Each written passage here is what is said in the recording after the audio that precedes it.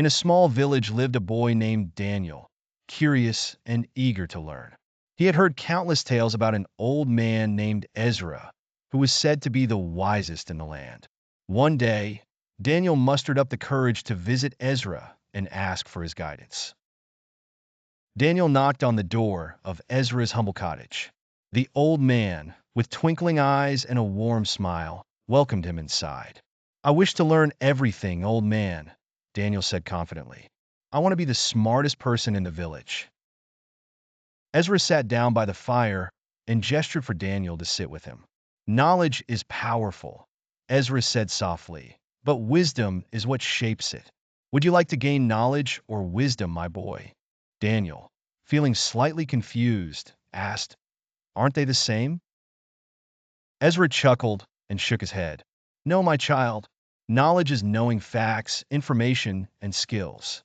Wisdom is knowing how and when to use them. Without wisdom, knowledge can become meaningless, even dangerous." Daniel nodded thoughtfully, still not fully understanding. Ezra decided to teach Daniel by experience.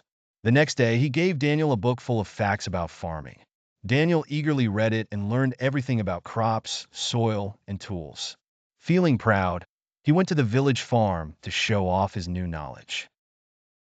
When Daniel arrived at the farm, he saw that the farmers were struggling.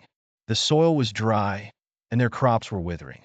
Daniel confidently instructed them to follow the methods he had learned, but the farmers were skeptical. "The soil here is different," they said. Ignoring their warnings, Daniel insisted they plow the fields as he had read. By the end of the week, not a single crop grew.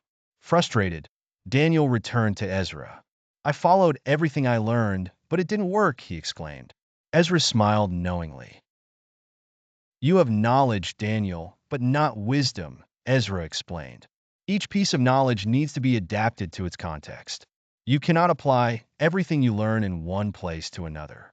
True wisdom comes from understanding the needs of the situation."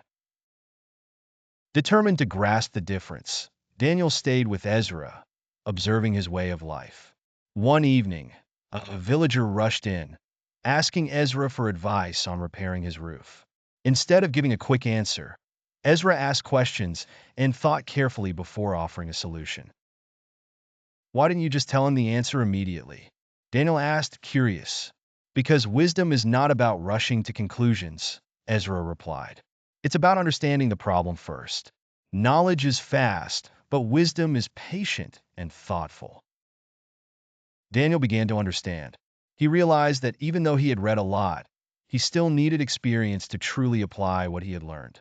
He started to listen more carefully, ask questions, and think before acting.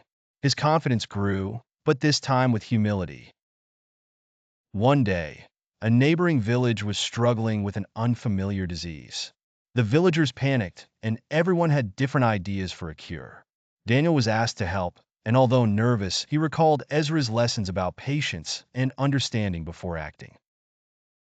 Daniel spent time observing the symptoms and asking the sick about their experiences. He didn't rush to conclusions.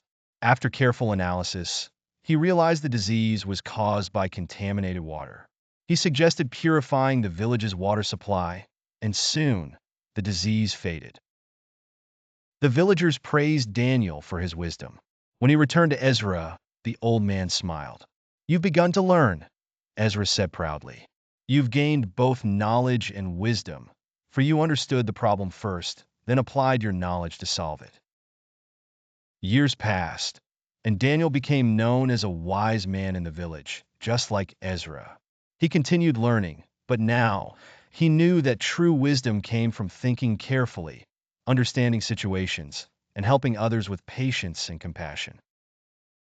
The moral of the story is that knowledge is valuable, but wisdom is priceless. It's not just about knowing facts. It's about knowing when and how to use them. With patience, experience, and thoughtfulness, we can turn knowledge into true wisdom.